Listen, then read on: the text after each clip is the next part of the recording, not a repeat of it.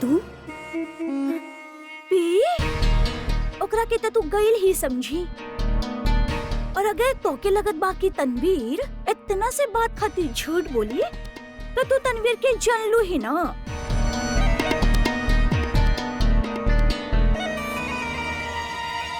झूठी कहीं के अच्छा तरह से जान गईली तोके भी और तोहर औकात के भी। तोहर वादा भी तोहरा आँख की तरह झूठा बा, समझ लू। ये लड़की अभी तक इहे बिया और हमके तो ये भी पता चलल बा कि एकर असद अहमद खान के साथ सगाई हो गई बा। बौखला गइल बड़ू बी, ई चल गइल रहली। असद एकरा एयरपोर्ट से वापस ले आई और इस सगाई भी नकली बा। अच्छा, अब दोनों आँख से दिखल बंद हो गइल बा का?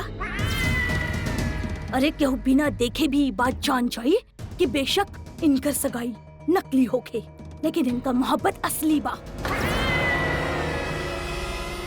और ये लड़की शातिर निकली और तू बेवकूफ जेकरा के यहाँ से भी बाहर ना भेज पाइलू। अब ई दोनों के अलग करे के तोहरा बस के बात ना बा। तो के पहचाने में हमसे बहुत बड़ भूल हो गई। बिल्लो रानी,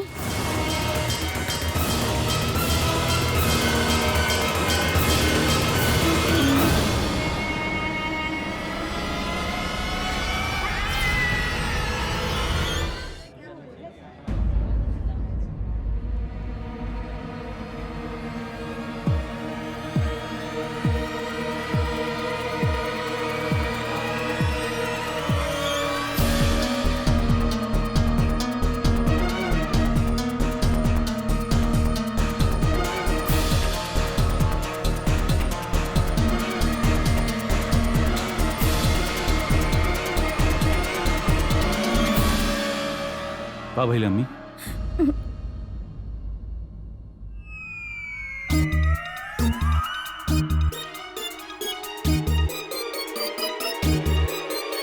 अम्मी, हमके लगा था कि हमने के घर चले के चाहिए। हाँ हमके भी लगत बा कि हमने के घर चले के चाहिए। हम भाईजान के खुदा हाफिज कह के आवत आनी।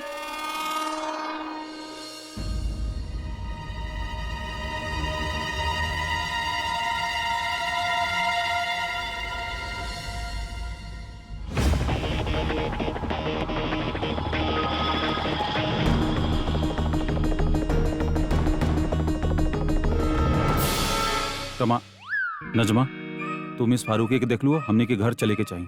जी भाईजान, आई थिंक वो तरफ गइल बाड़ी। आप जाके चेक कर ली ना। हम एगो और आइसक्रीम खा के आवतानी। कल से हमारा डाइट शुरू हो रहल बा ना, सो माफ करी।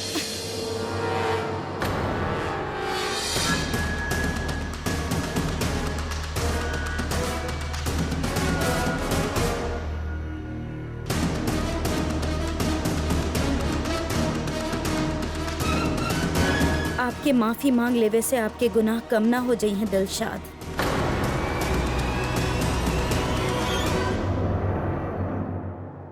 हाँ जीजू, I am not getting you. आपके आवाज साफ नहीं खे आवत। हम कोनो फंक्शन में बानी, ऐसे सुनाई ना दे रहल बा। हाँ ठीक बा, हम आपसे बाद में बात करत आनी।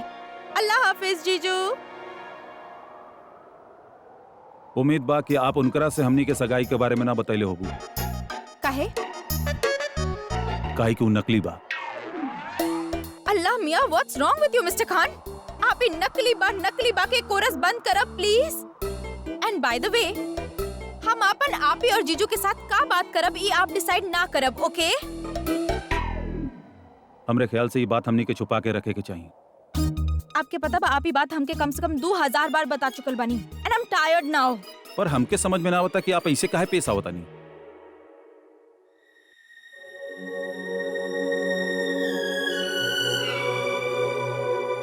और आप कबो समझब भी ना मिस्टर खान, काहे कि आप इमोशनली चैलेंज्ड बानी। 17 साल के खामोशी के बाद हम आपके थोड़ा बहुत जाने लगल रहली दिलशाद। सोचले रहली शायद एक दिन हमनी दोनों दोस्त बन सकी। हमरा के अंदाजा ना रहल कि आप अपन दिल में हमार और हमार बच्चा लोग खातिर इतना नफरत भर रख ले बानी। हम कबो तोहार और तोहार बच्चन के बुरा ना सोचली। हमार खुदा गवाबा, हम हमेशा उनकरा के अपन बच्चन जैसे मनले बानी। तो के जरूर कोनो गलत फहमी भइल बिया श्रीन। गलत फहमी रहे जौन अब नहीं खे। आपके असली चेहरा हमार सामने बा। आपके दुश्मनी तो हमरा से रहे। आप हमार बच्चा लोग पर काहे निकालनी? हम का कहले बानी श्रीन? और हम ऐसा काहे काहे करब? कि आप हमार बच्चा लोग के खुशी से जले ली। आयान और निखत के निकाह होके वाला बा, आपके बच्चा लोग के ना। आपके हमार बच्चा लोग के खुशी बर्दाश्त ना हो पाई। तू ऐसा गिरल बात सोच भी कैसे सकेलू श्रीन? ये बात हम ना सोचले बानी, आप सोचले बानी। सब जाने ले। सब का जाने ली श्रीन? दुनिया में हजार तरीका के लोग होखेले, हजार तरीका के बात करेले, लेकिन सब सच ना होखेला। लोग तो आग लगा के तमाशा देखेले श्रीन।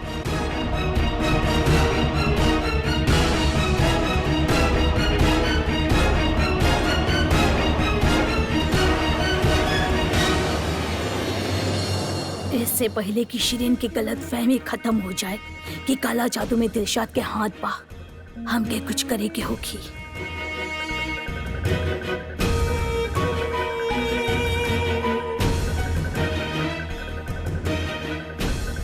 अरे ऐसे घुमा फिरा के बात काहे कर रहल बाड़ू दिलशाद? सीधे सीधे काहे ना कह दे तू कि तू हम पे इल्जाम लगा रहल बाड़ू कि ये सब हम कहले बानी।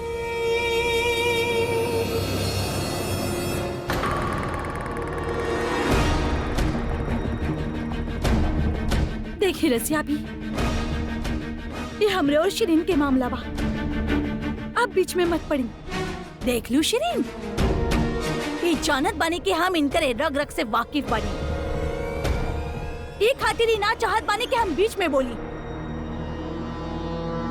शिरीन, ये बात हमने फिर कबो करब। यू तमाशा मत बनावा।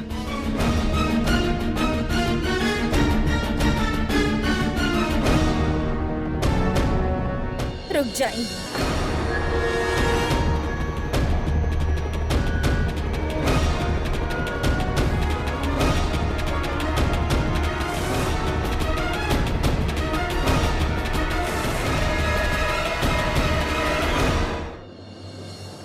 जज्बात समझे की काबिलियत नहीं है आप में।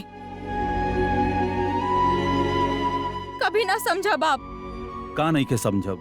उहे जे हम आपके समझावे चाहत बानी और जे ना समझा पा रहल बानी। काहे कि कुछ चीज इंसान के खुद ही समझे के चाहिए।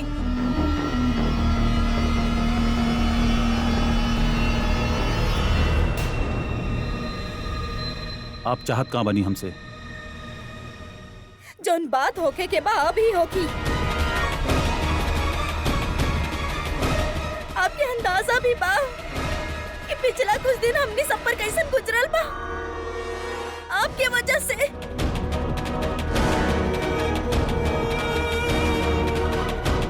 आप हमरा के और हमार बच्चा लोग के अकेला काहे ना छोड़ देवेली दिलशाद? हमारा आयान की खुशी के नजर लगा देली आप दिलशाद। सिर्फ यही सगाई की होकर सगाई असद से पहले होके वाला रहे। बस शिरीन बस।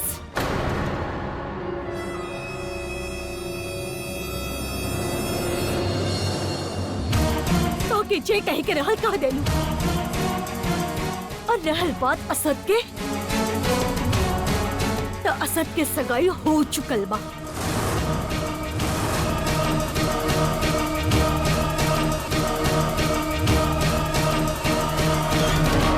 असद के सगाई हो चुकल बा। आप हमके अकेला छोड़ दी। मिस फारूकी जिद करे के वक्त ना बा। कौन वक्त हो अकेला जिद करे के हमके प्लीज बताई, तब हम करब जिद। घर पे भी आप हमरा से बात ना करे नी। यहाँ पे आप हमरा के इग्नोर कर रहल बानी। हम कब आपसे बात करी मिस्टर खान? हमके जोन कहे के रहल हम कह चुकल बानी। What do you mean to say? Nothing. Thank you so much जे आप कहनी और आप जे कहनी। जब से आप हमके इयरिंग पहनले बानी ना, तब से कह रहल बानी कि वो सब ड्रामा रहे, वो सब नकली रहे। आप सिर्फ हमरा पे तरस खा के हमार मदद करे खातिर वो सब कुछ कही नहीं। प्लीज मिस्टर खान, हमके सच बताई का और कोनो वजह ना रहे ये सब कुछ करे के। अगर हम चल जाती तो आपके कोनो फर्क ना पड़े। आप ना चाहत रहने कि हम यहाँ रुके। प्लीज बताइए मिस्टर खान कि उस सगाई के और ई रिंग के कोनो मतलब नहीं के।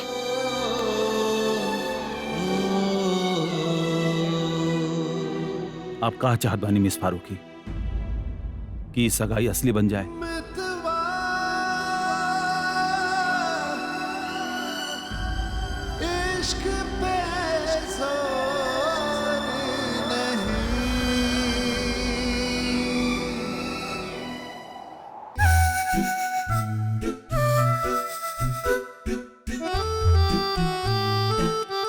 हम ऐसा कहे चाहब mister Khan. I am not mad. और ये सब तो हम यही खातिर कहीं नहीं कहे कि हम क्लियर करे चाहत रहने की कहीं आपके माइंड में कोनो आइडिया तो ना आ रहल बा।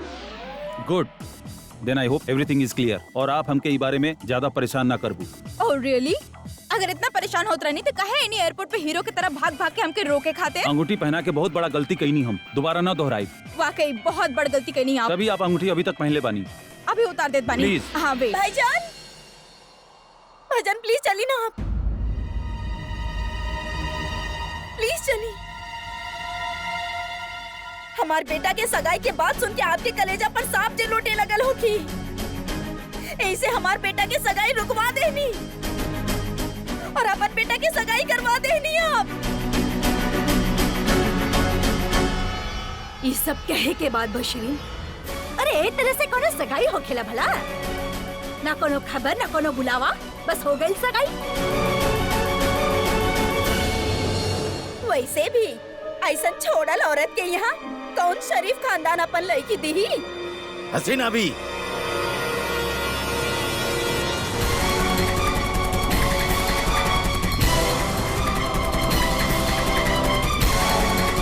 और आप दोनों एक कैसन बात करत बनी? वो जौन भी कर रहल बाड़ी सही कर रहल बाड़ी राशिद। सच सुन के बुरा लागल दिलशाद।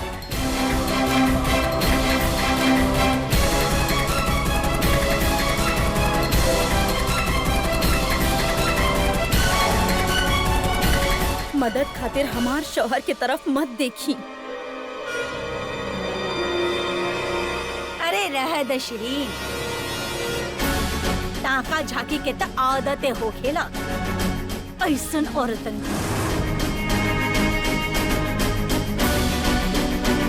हसीना भी बिल्कुल सही कह रहल बाड़ी। आप एगो छोड़ल औरत बानी और ये दाग आप पे और आपके बच्चा लोग पर ताउम्र रही। आप हमार बच्चा लोग के खुशी छीने की कोशिश कईनी। आप चाहे जौन कर ली, आपके बच्चा लोग की खुशी नसीब कबो ना होगी। आप हमारा आयान की खुशी छीने की कोशिश कईली ना। असद के भी जिंदगी भर खुशी नसीब ना होई। असद राशिद के बड़ा बेटा सही, लेकिन ओकर शादी कबो ना होगी। ये गो माँ के बदुआ बा, बदुआ बा।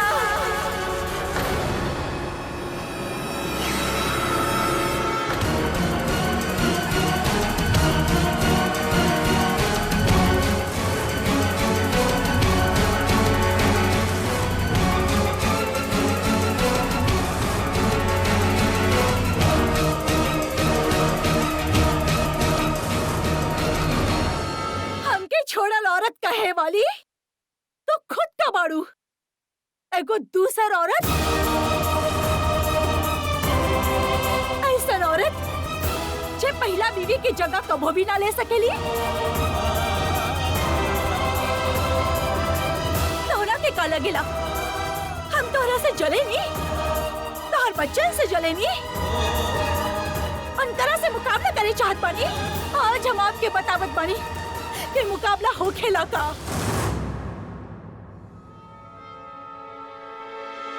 छोड़ा, 17 बरस तक हम चुप रहनी, लेकिन अब चुप न रह। कुछ तो शर्म करी रजिया भी।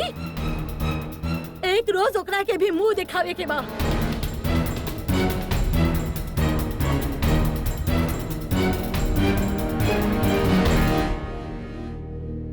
और आप राशिद अहमद खान साहब, अच्छा भाई कि आप चुप रह ले। आपसे तो खामोशी का ही उम्मीद रहल। अच्छा भाई कि आप ये उम्मीद तोड़नी ना। 17 साल पहले भी आप खामोश रहे और आप आज भी खामोश बानी। अब पता चला आपके आपन बेटा आपसे इतना नफरत काहे करेला।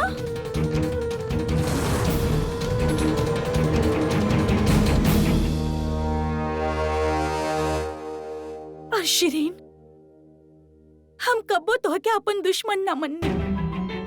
जिंदगी हमके दो राह पे लाके खड़ा कैलस, लेकिन हम कब्बो तोहरा पे इल्जाम ना लगाईनी। लेकिन अफसोस तू दूसरा के बुनल जाल से कब्बो निकल ही ना पाई। तो लोग हमारे बारे में तमाम बात कहनी, हम क्या हो गए जवाब ना देनी। लेकिन आज हमारे बच्चन के बारे में बोल के तो बहुत बड़ी गलती कैले बाड़ू।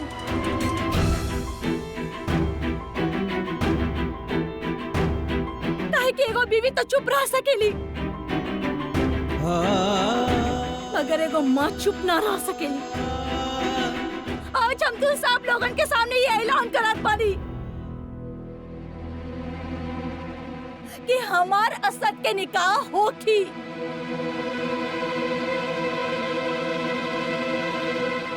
और 10 दिन के अंदर होगी, और 10 दिन के अंदर होगी, और 10 दिन के अंदर होगी।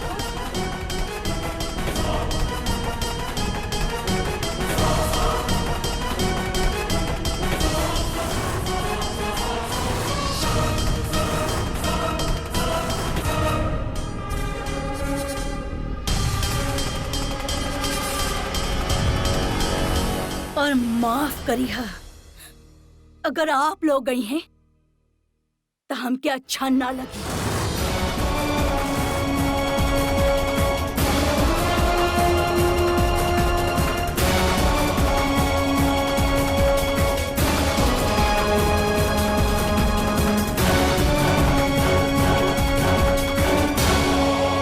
चला असद,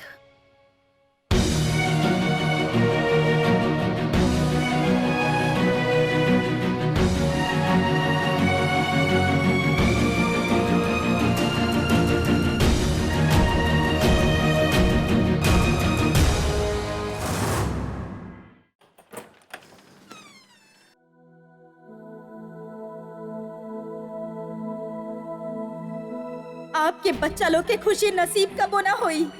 असद के भी जिंदगी भर खुशी कबो नसीब ना होई।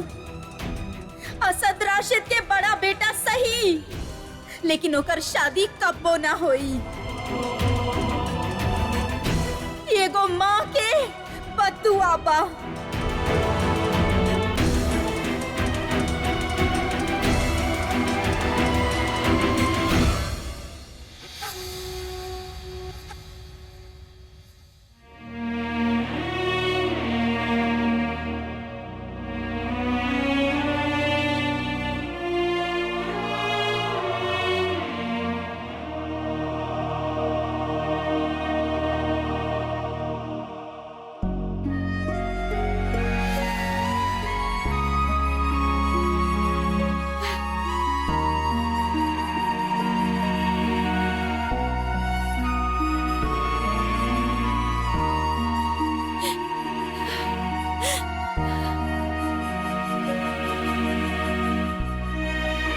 अम्मी प्लीज मत रोई। जानत बनी आपके आंख में आंसू न देख सकी। आंसू पोछे से आँख खाली ना हो जाला। आंसू तो फिर भी आवत रहे, पर अगर तू चाहत बड़ा कि हमारी आंसू बंद हो जाए तो हमसे कसम खैले बानी तो के वो कसम पूरा करे के होगी, तो के 10 दिन के अंदर निकाह करे के होगी।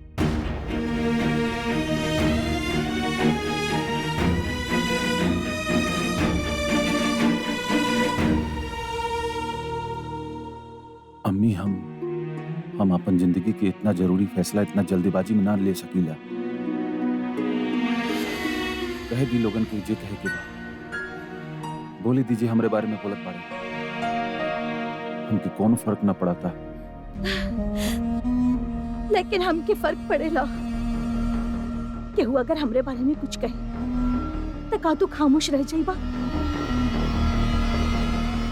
तोहार अबू बरसों पहले जो हमरे साथ कइले तो ओकरा खातिर उनकरा के आज तक माफ ना कर पैला असद।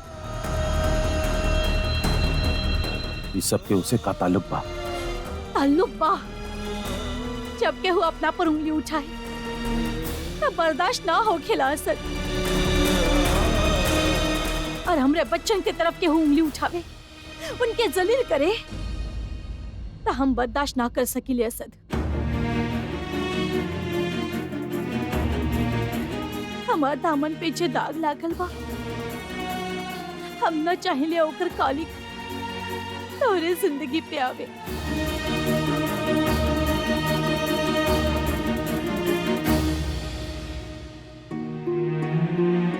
आपके दामन पर कोनो दाग ना बा अम्मी, बल्कि उनके लागल जौन आप पर ऐसा घटिया इल्जाम लगावत बाड़े। ऐसा घटिया लोगन के वजह से हम अपन जिंदगी के फैसला काहे ली? हम कुछ न जानी ले असद, हम कुछ न जानी ले। ताके निकाह करे के होगी, 10 दिन के अंदर निकाह करे के होगी असद।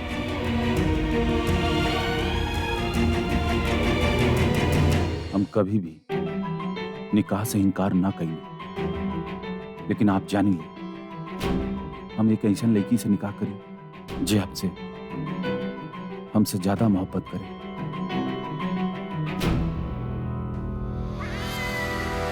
ऐसा नहीं एक लड़की के साथ तोहर सगाई ना भइल।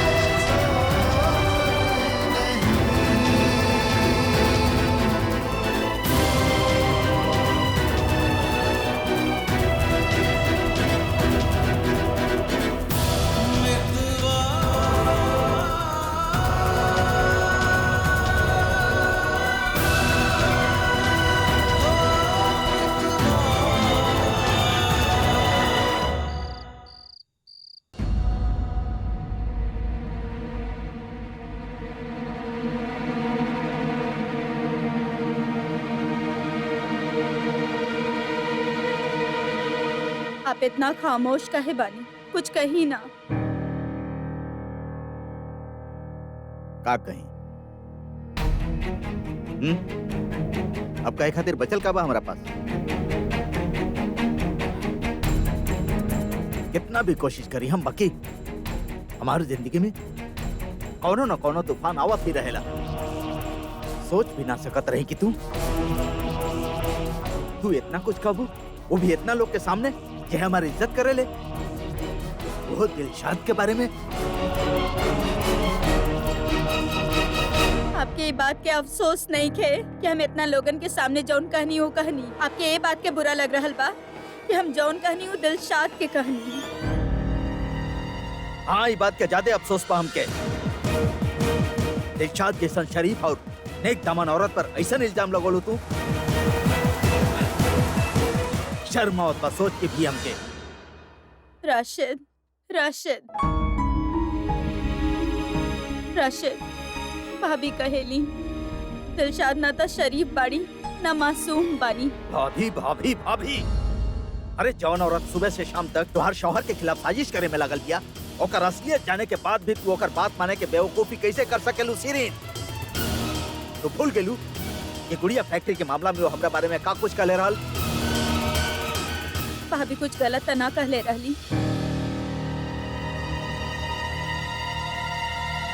ओ ठीक बा, अगर तुम्हारी है माना बा तो फिर बात करके कोनो फायदा नहीं के श्री। अगर तू औरत के सही मानत पड़ू, अगर वो औरत पर तोरा अपन शौहर से ज्यादा भरोसा बा तो फिर ठीक बा ना। तू जो दिलशाद के बारे में सोचत पड़ू ठीक बा। अरे तुहार आंख पर ना रहम और शक के पट्टी बांध के रख ले पिया हुआ औरत। ऐसे असलियत का बा, हकीकत का बा तोरा दिखाई नहीं दे रहल। का कुछ नहीं केले हम, का कुछ नहीं केले, सब कुछ छोड़ देनी, एगो नया दुनिया बसेनी तोहरा साथे। काहे खातिर? ई दिन देखे खातिर कि तू हमार घर के मसला सारा दुनिया के सामने जाके और हमके। एक मिनट हमारी बात सुन ली, एक मिनट हमारी बात सुन ली। आप दिलशाद के बारे में हम सब जाने नहीं। वो हमनी के घर के खुशी बर्बाद कर देवे चाहेली राशिद। उनका से आयान तक की खुशी ना देखल गई। शिरीन, साजिश दिलशाद ना रजिया सिद्दीकी कर रही दिया, और तू इतना बेवकूफ बाड़ू कि तू यह बात के समझ ही नहीं खो पा रहल। और का कहली दिलशाद? यह ना कि असद के निकाह आयान से पहले होके के चाहिए। अरे असद बड़ बेटा बा हमार, उसूलन ओकर निकाह पहले होके के चाहिए आयान से। एमे कुछ गलत नहीं के, हम ये चाहत बानी, लेकिन तू ही बात ना समझबू। तोहरा खातिर तजे रजिया सिद्दीकी कह देलस वे पत्थर के लकीर बाना। तोहरा तब कोनो फायदा नहीं के तोरा से बात करके। अब जा कहाँ रहल बानी? छोड़ो, हमके कोनो बात नहीं के करे के सिरी।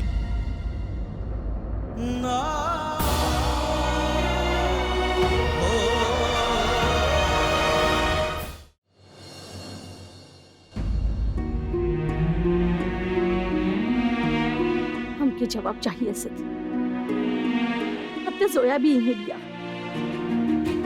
हमके पता बा तू हमसे झूठ ना बोलब। बतावा तू जोया से मोहब्बत करेला ना?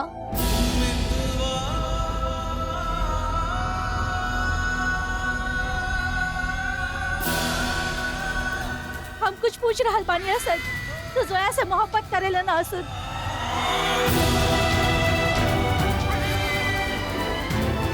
असद हमके जवाब चाहिए।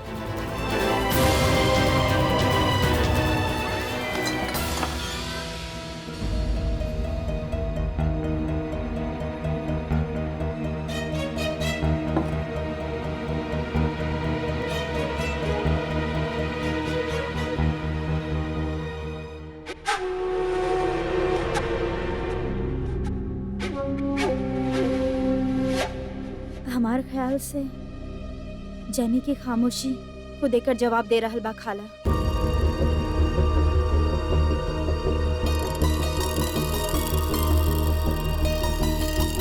बीच में बोले खातिर हम आपसे माफी चाहिए, लेकिन हमें घर के आपके अपना समझे नहीं, ऐसे खुद के रोक ना पाई।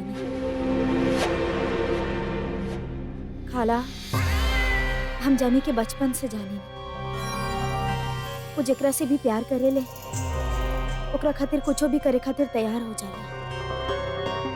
फिर वो काम चाहे इनकर मर्जी के खिलाफ काहे ना होके। देखिए ये वक्त भी खामोश बड़े, सिर्फ यही खातिर कि आपके दुख ना।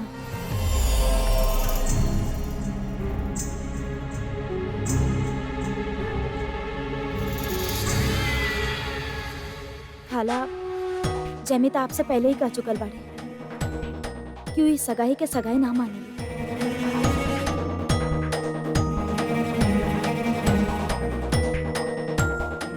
और अगर जैमी जोया से मोहब्बत कैले रहते तो खुद अपन मुंह से कह देते, इमे केहू के का एतराज हो सकेला।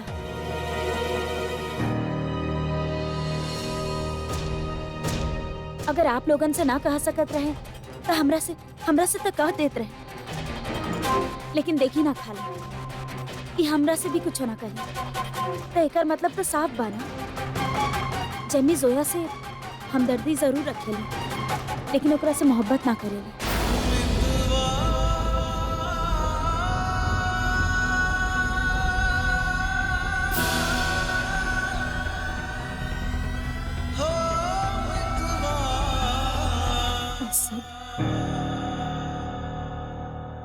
का तन्वीर सही कह रहल बिया?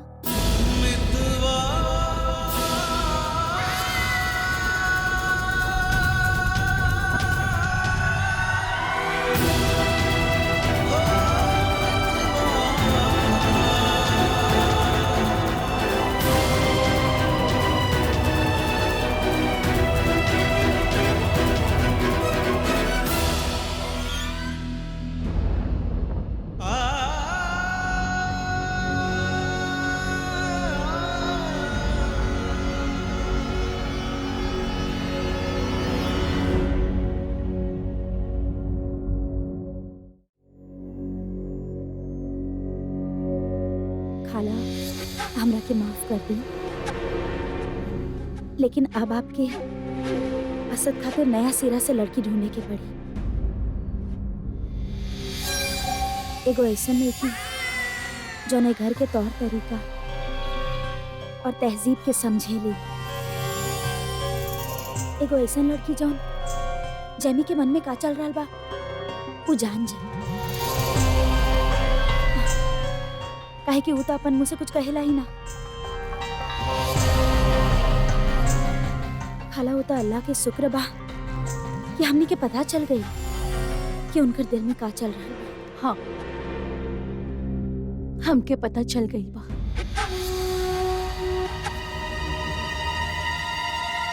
कि ओकरे दिल में का बा।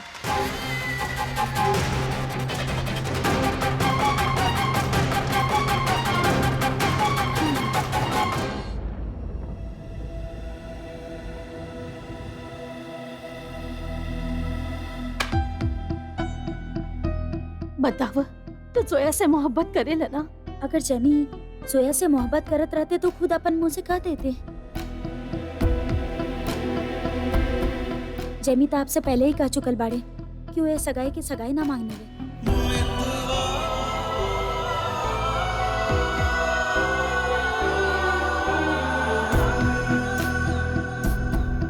तो जोया से मोहब्बत करे ना? समझ ना आ रहा बा का करी।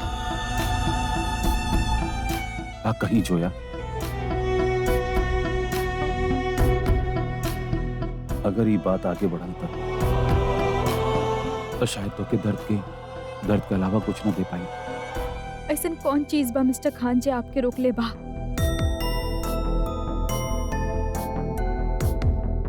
जिस सच हम हमेशा आपके आंख में देख ले बानी, आप काहे हो कि अपन जबान तक ना लावेनी?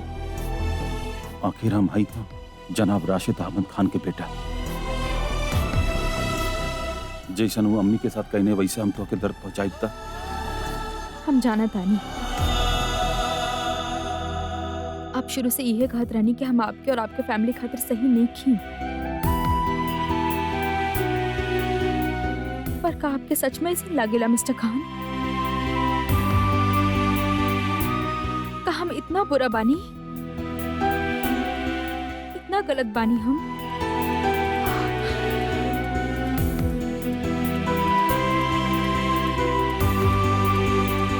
अगर आपके ऐसा कुछ लागत भी बा तो एक ख्याल से हमके इतना बुरा काहे लागेला, इतना तकलीफ काहे होखेला?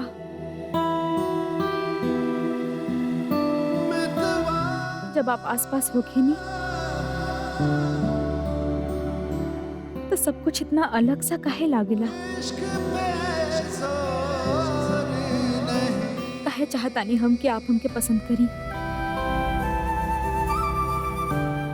Why do you want you to care for me? और जब आप इतना बेरुखी से बात करें नी तो काहे हर्ट होके नी हम? का करी जोया, तो से दूर भी ना रह सकीले और तो के अपन करीब भी ना आवे दे सकीले। आप हमके खुद से दूर भी ना जाए देवे नी और पास भी ना आवे देवे नी। हम करी ता का करी?